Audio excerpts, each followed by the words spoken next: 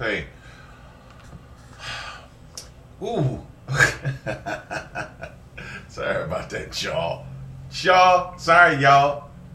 I didn't go, obviously I did not go to the barber. What did I do yesterday? I went to church and then I fell asleep. I got some rest. That's what Sundays is really for, the Sabbath. It's really a day of rest, you know. Anyway, I want to do a post about something. I want to do it real quick because I just want to make my statement and get going because I had some work to do and I got to get it done real quick. And it's just a minor fix, but I just got to fix it and get it back to my client. Anyway, I want to make a comment about something.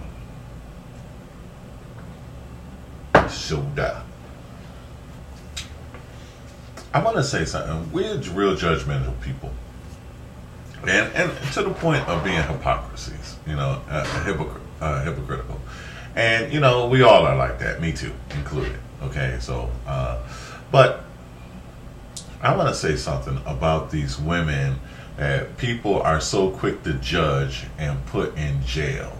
Okay, these single, some cases lovely young women that are teachers in these schools, or these single, lonely, depressed, distressed young women that are getting in these bad, uncouth, bad situations with these some of them very young boys. Okay, now I am not saying it is right. All I'm saying is that we have to look at our own situation. We are telling a lot of these women through our curriculum and our core studies that different alternative sexual lifestyles are okay.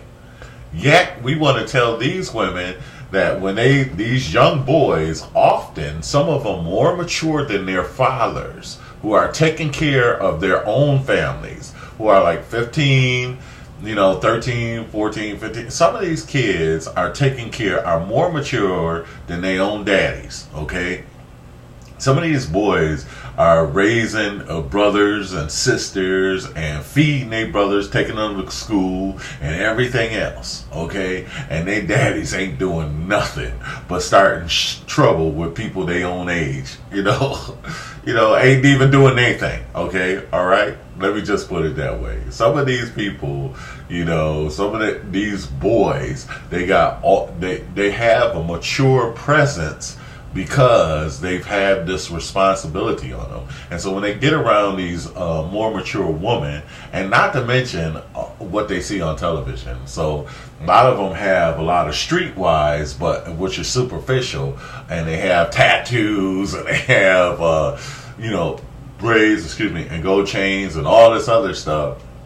But yet, some of them still don't have the core of how, of being a man, But they have all the external, superficial stuff. And they come around these women who are in their 40s, work out or whatever, look good, that should be dating, that half of them is women left behind because they daddies, these young boys' daddies ain't taking care of their business.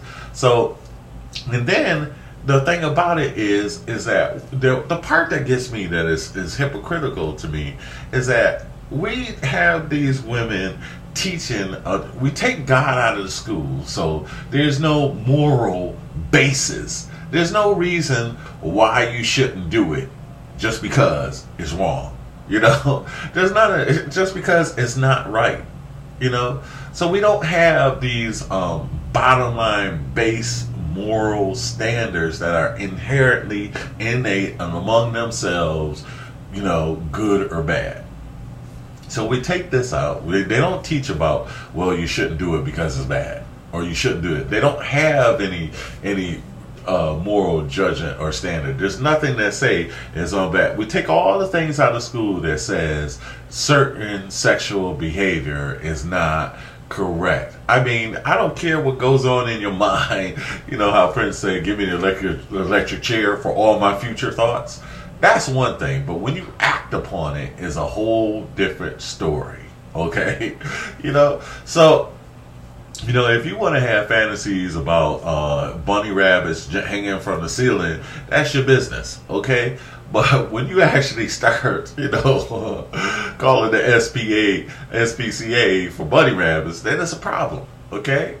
You know, so what I'm saying is that we take all these moral standards out, and then we tell these women, teach these students to have this kind of sexual behavior. It's okay as long as you're happy, whatever makes you happy, everything is fair, any kind of sexual behavior is fair, We have these women teach this kind of doctrine, and then when they go and they're lonely, sitting at home, ain't got a man, their husbands ain't doing the right thing, their husband ain't taking care of their sons, then we come and judge them because some young-looking man, young-looking boy or young adult is, now I'm not condoning it.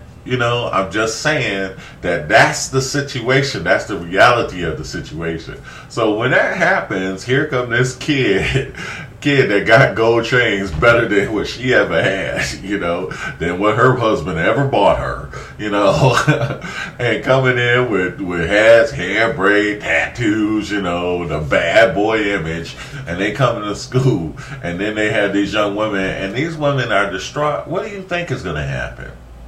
My point is before we judge these women, we better look at some of the sources. You done told these women that it's okay to teach to do your own thing and that everybody has a right to fulfill their happiness. And then they're in these situations where they're unhappy and lonely, and then, or whatever, or not, whatever. Now, some people are just doing anything, feeling whatever fantasy it is, and like I say, some of it is just not, kosher when you put it into effect.